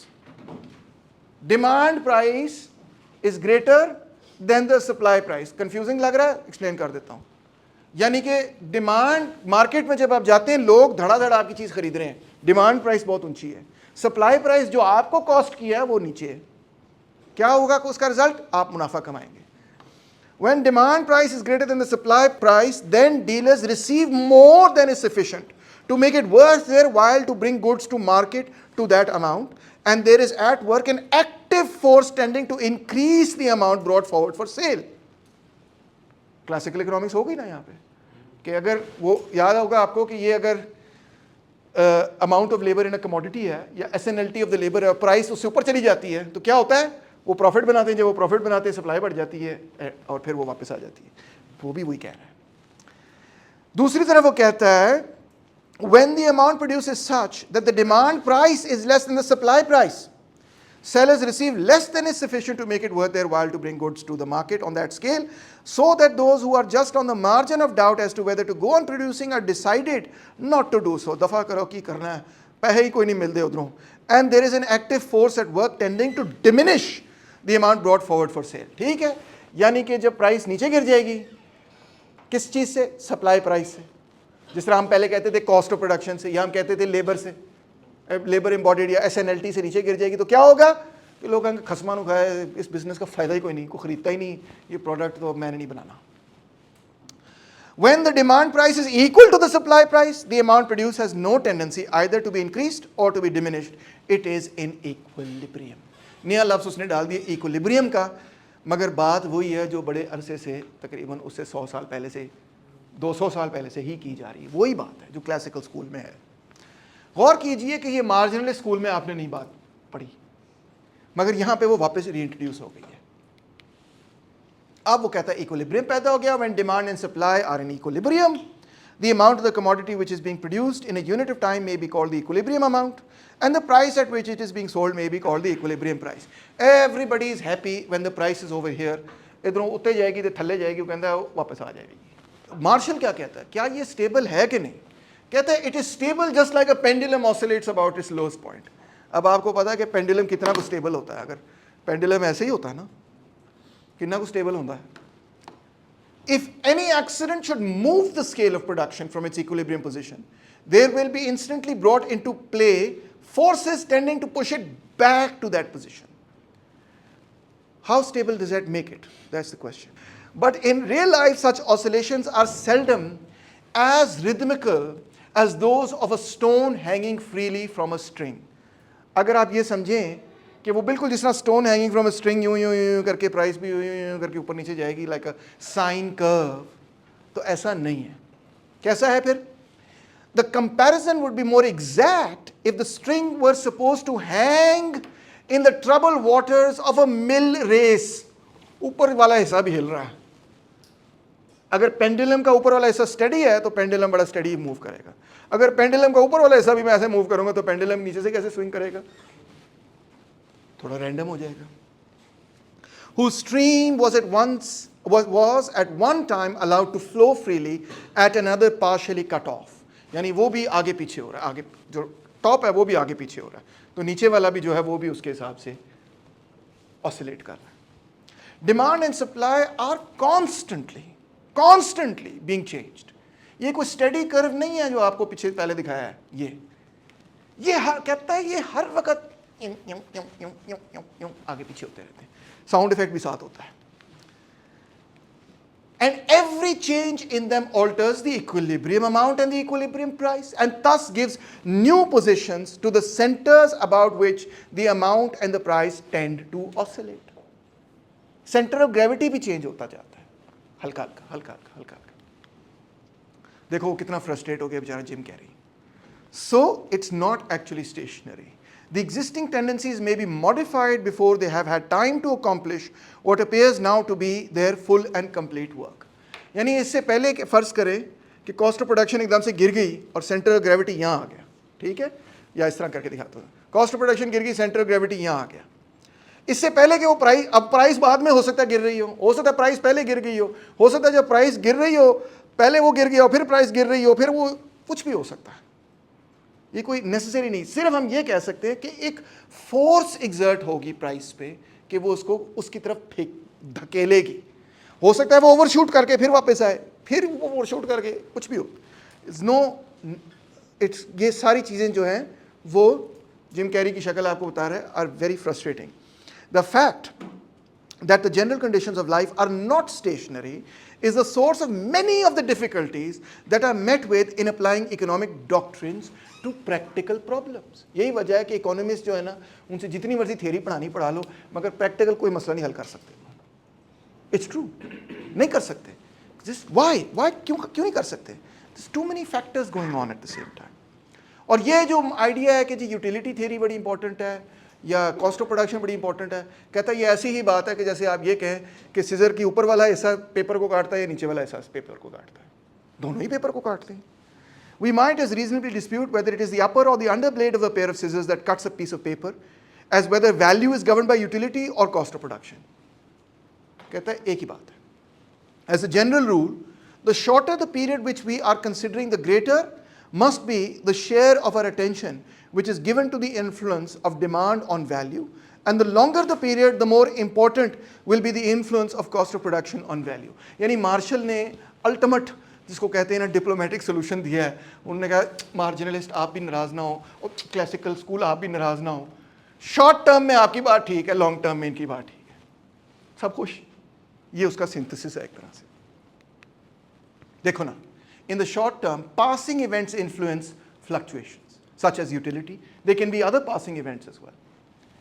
In the long term, persistent causes dominate the value completely, he says. That's cost of production. आओ ज़रा इसको graph पे देखते हैं.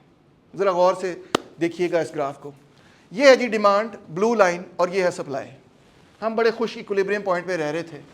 किसी ना किसी वजह से डिमांड फॉर दैट प्रोडक्ट एकदम से बढ़ गई.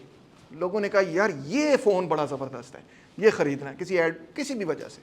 लो जी डिमांड ऊपर गई. ऊपर से मतलब है कि राइट शिफ्ट हुआ, क्योंकि मैंने आपको बता चुका हूँ कि अगर ये यूँ कर देता तो मसला हल हो जाता. मगर बहरहाल चलो डिमांड कर यहाँ चला गया. अब शॉर्ट टर्म में क्या होगा, प्राइस जो है डिमांड और सप्लाई के इंटरसेक्शन से बनेगी, वो यहाँ आएगी.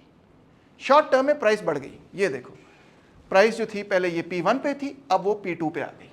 ठीक है, जब प्राइस आ गई P2 पे, शॉर्ट रन में क्या हुआ, यूटिलिटी बढ़ी. यूटिलिटी के बढ़ने के नतीजे से प्राइस बढ़ गई. सारे जो मार्जिनल स्कूल वाले लोग थे और यूटिलिटी थियरी वाले लोग थे, देखा मैंने कहा था ये होगा. मार्शल कहता है ठहर जाओ, गल इधर ख़त्म नहीं हुई, बात इधर मुकी नहीं है. आगे क्या होगा, जब ये बनाएंगे सुपर नॉर्मल प्रॉफिट तो फर्म्स जो हैं वो यहाँ पे घुसना शुरू हो जाएंगी. वो कहेंगी हमने भी ऐसे मुनाफा बनाना है. जब फर्म्स यहाँ पे घुसना शुरू हो जाएंगी तो ये देखें, ये था डिमांड कर्व, ये यहाँ से चला गया रेड लाइन पे. ठीक है, बाहर आ गया. اور جب فرمز نے انٹر کرنا شروع کیا تو یہ تھا سپلائی کرو, یہ بھی آ گیا اس ریڈ لائن پہ, نئی والی S2 پہ آ گیا, اور لہٰذا پرائس پہلے گئی اے سے بی پہ اور اب واپس نیچے آ گئی سی پہ. یعنی پرائس نے کس طرح فلکچویٹ کیا, سی دیٹ آرک, دیٹ کرو that the price is made, ہاں, it makes a little curve like that, پہلے بڑھتی ہے پھر گر جاتی ہے. اب یہ جو کرو کرتی ہے پرائس, اور یہ یوں نیچے بھی جا سکتی ہے, الٹ بھی جا سکتی ہے.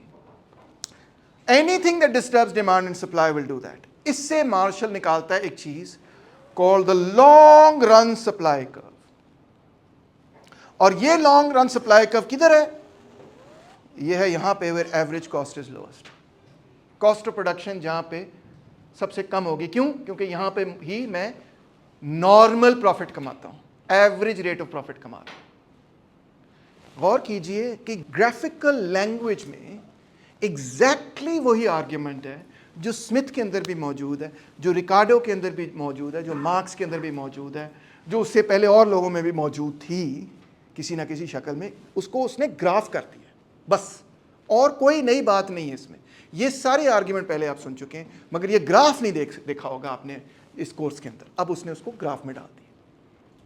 کوئی بھی ڈسٹربنس ہو, یوٹیلیٹی کی طرف سے ہو, کاسٹ کی طرف سے ہو, کسی طرف سے بھی ہو, کیا ٹینڈنسی ہے کہ گرافس کیا پروف کرتے ہیں کہ اس نے جانا ہے ایوریج ریٹ آف پروفٹ کے ارد گرد گھومنا ہے. اس نے اس کو اسمتھ نے کیا نام دیا تھا, the normalization of the rate of profit.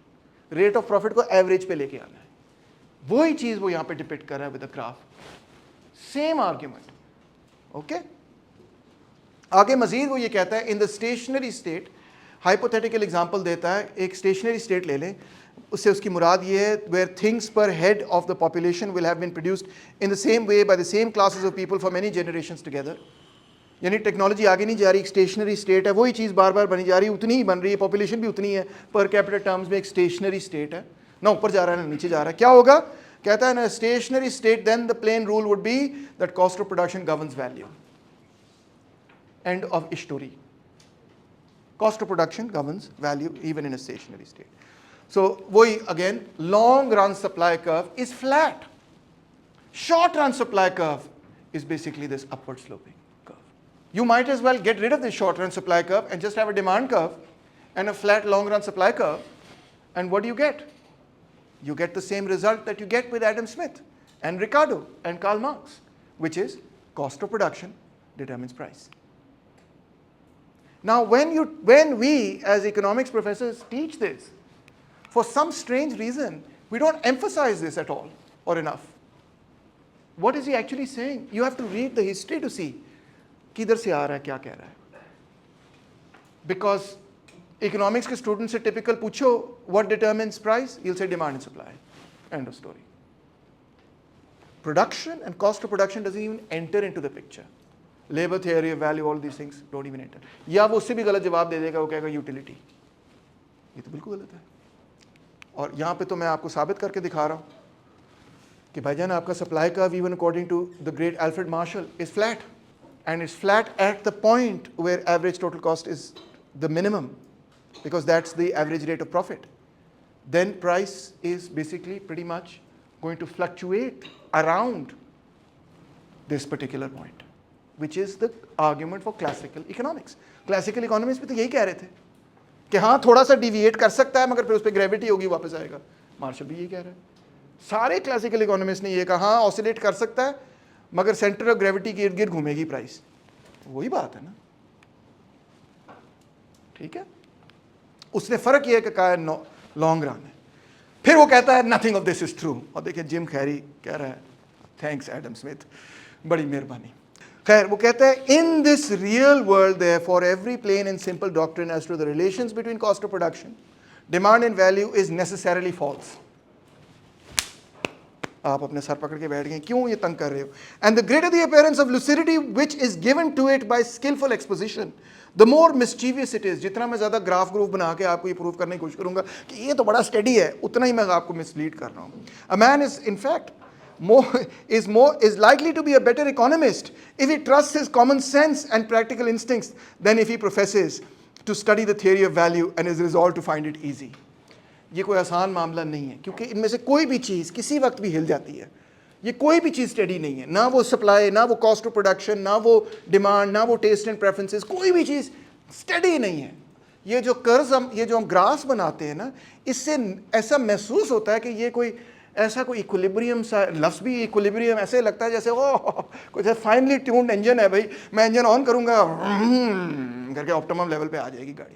نہیں, اسمتھ کہہ رہا ہے بالکل بھی ایسا نہیں ہے, بالکل بھی ایسا نہیں ہے. کہیں یہ بڑی کیوٹک قسم کی گاڑی ہے, اتنی کیوٹک ہے کوئی پریڈکٹ نہیں کر سکتا کہ معاملہ ہے کیا. Why? Because there's interaction of countless economic causes. Frustration دیکھ رہے ہیں اس کی شکل پہ, countless. Every increase in the price expected will, as a rule, induce some people who would not otherwise have produced anything to produce a little, and those who have produced something for the lower price will produce more for the higher price, and so on. کوئی بھی expectation ادھر سے ادھر ہو گئی تو کسی نے کہنا میں زیادہ پروڈیوس کروں گا, میں کم پروڈیوس, اور یہ سارا کچھ چلے گا ایکسپیکٹیشنس کی بنیاد پہ. بیکاز ابھی تو آپ پیداوار شروع کر رہے ہیں نا, آپ کی ایکسپیکٹیشن یہ ہے کہ چلو 3 مہینے کے اندر آپ کا پروڈکٹ ختم ہوگا. اب آپ کیا سوچ رہے ہیں, آپ سوچ رہے ہیں کہ 3 مہینے بعد پرائس بڑھے گی یا کم ہوگی, یہ آپ سوچ رہے ہیں. تو ایکسپیکٹیشن پہ چل رہے ہیں, کوئی ایکچوئل ڈیٹا تو ہے ہی نہیں آپ کے پاس.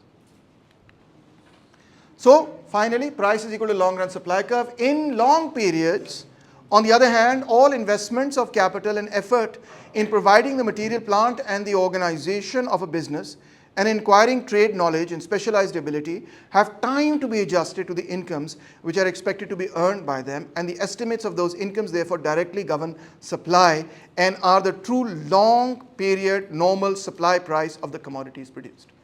یعنی کہ جو بات میں پچھلے تصویر میں کہہ چکا ہوں کہ price is the long run supply کرو, اسی کے گرد اس نے گھومنا ہے. شارٹ ٹرم ایکسپیکٹیشن اس کو موو کریں گی. So what is the long run?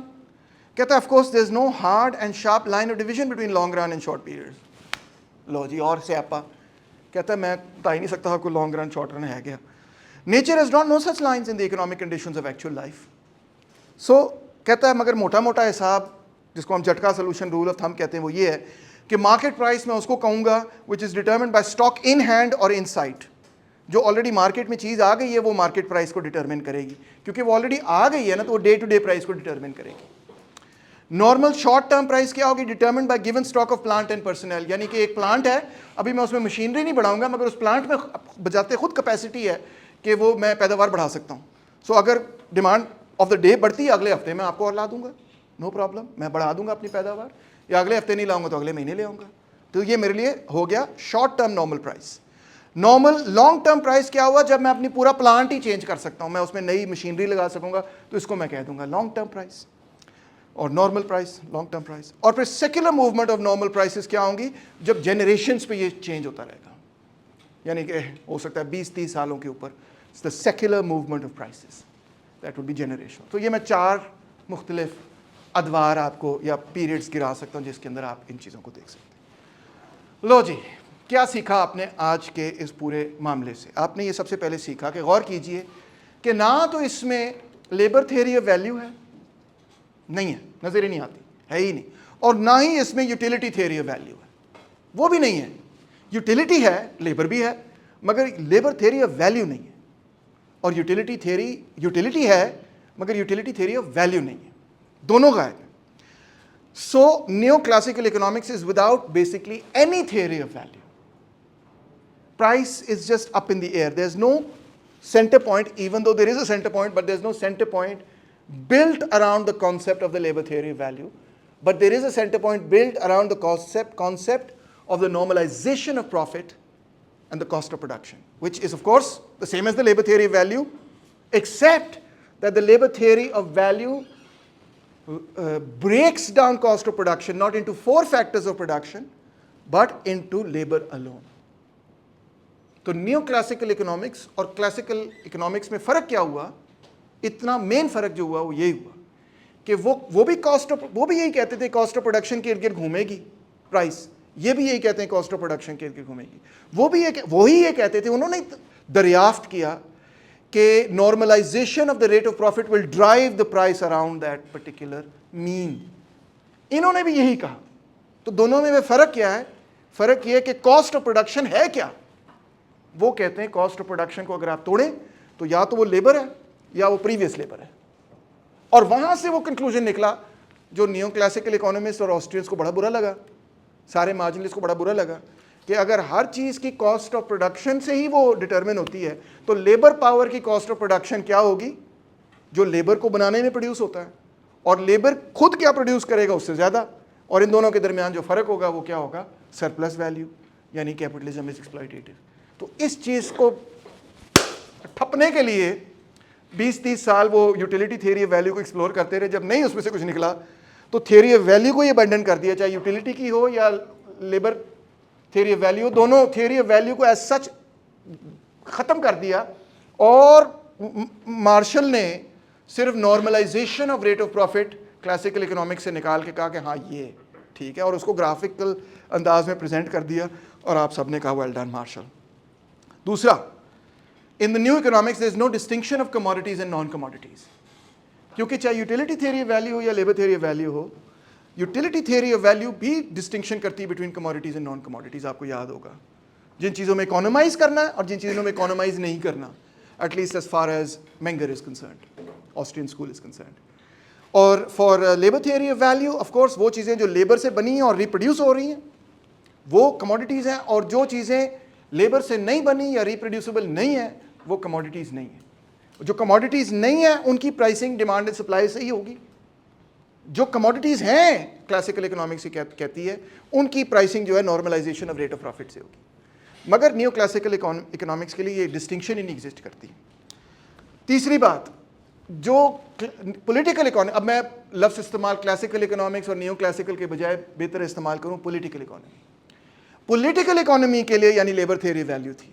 Political economy کے لیے distinction between commodities and non commodities exist کرتی تھی. پولیٹیکل اکانومی کے لیے کلاسز ایگزسٹ کرتی تھیں.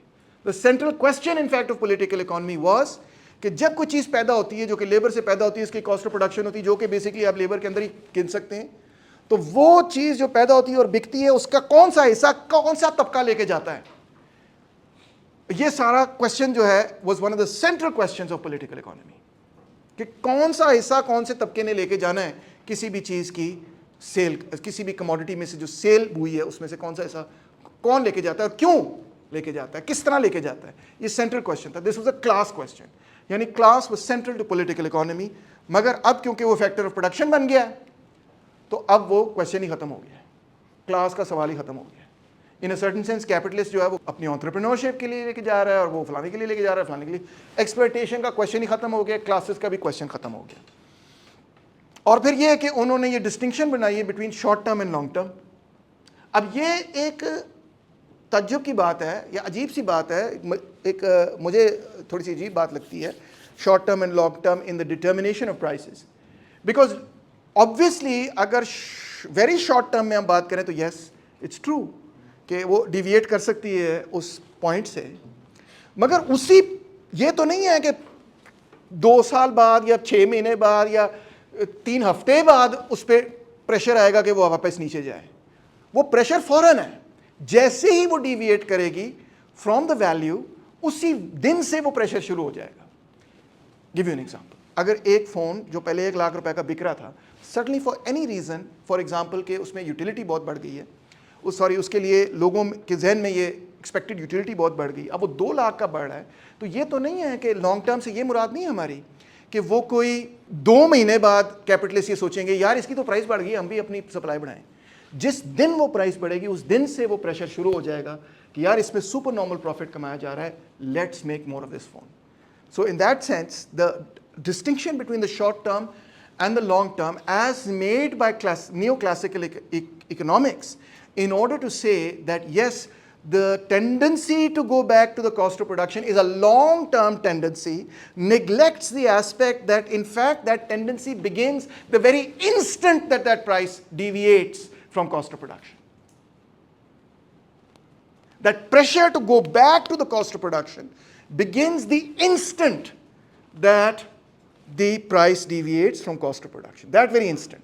So the distinction between long term, short term becomes, in my opinion, for that very reason, arbitrary. It's only arbitrary insofar as in the sense that then the pressure to go back to that starts immediately, not after a delay. But of course the delivery on that may or may not take some time depending on various technical and other aspects. For example, अगर price किसी commodity की बढ़ती है और आपके गोदाम के अंदर पड़ी हुई वो चीज़, तो आप 1 घंटे में भी पहुंचा सकते हैं कि नहीं पहुंचा सकते? 1 घंटे में पहुंचा सकते हैं। अगर प्राइस बढ़ती है, आप 1 घंटे के अंदर ठक करके स्टोर्स में पहुंचा सकते हैं, क्योंकि you are already ready for it. और हो सकता है कि आप तैयार ही नहीं थे, तो आपको हो सकता है 3 महीने लग जाएं वो चीज़ बनाते हुए। अगर आप एग्रीकल्चरलिस्ट हैं तो हो सकता है आप नहीं पहुंचा सकते। आप कहेंगे जी ये तो अब कॉर्न की प्राइस बढ़ गई, मगर मैं तो सिर्फ अगले सीज़न तक कॉर्न की सप्लाई बढ़ा सकता हूँ, फ़ौरन नहीं बढ़ा सकता। Okay, so from मार्जिनलिज्म finally is taken the idea of maximization at the margin, and this idea in neoclassical economics is applied to both production as well as consumption. Consumption के अंदर आपके पास वो indifference curves आ जाते हैं जहाँ से आप अपना डिमांड कर्व निकाल लेते हैं, और प्रोडक्शन के अंदर आपके पास वो आइसोक्वांट लाइंस आ जाती हैं जहाँ से आप बजट लाइन के जरिए फिर सप्लाई कर्व निकाल लेते हैं, और ये पूरा फ्रेमवर्क आप बना के इस तरह सप्लाई एंड डिमांड निकाल लेते हैं एंड सो ऑन। और इस सेंस में मार्जिनलिज्म के मैथमेटिकल टूल्स अब न्यू क्लासिकल इकोनॉमिक्स में इस्तेमाल होते हैं। From classical economics is taken the notion of the normalisation of the rate of profit. दूसरी तरफ at the other side of the equation क्या लिया न्यू क्लासिकल इकोनॉमिक्स ने? पॉलिटिकल इकोनॉमी से ये लिया कि हाँ, ये normalisation of the rate of profit will make sure कि वो कॉस्ट ऑफ प्रोडक्शन के इर्द गिर्द ही प्राइस जो है वो फ्लक्चुएट करेगी। तो इस तरह से ये सिंथेसिस बना। सिंथेसिस भी बना ऑन द वन हैंड, मगर एक ऐसा सिंथेसिस बना जिसमें जो पॉलिटिकल इकोनॉमी के अंदर से जो डंग आ रहा था ना, वो डंग निकाल लिया। डंग क्यों आ रहा था? डंग क्या कहते हैं पंजाबी में? डंग कहते हैं ना the sting of political economy. वो स्टिंग क्या था कि लेबर थियरी वैल्यू जहाँ पे होगी वहाँ पे साबित होगा, या हो सकता है साबित हो, पॉसिबिलिटी बनती है कि आप ये सवाल उठा सकते हैं कि क्या ये इकोनॉमी जो है वो गरीबों का इस्तेहसाल कर रही है या नहीं कर रही। न्यू क्लासिकल सिंथेसिस में आप ये नहीं कर सकते। Thank you so much.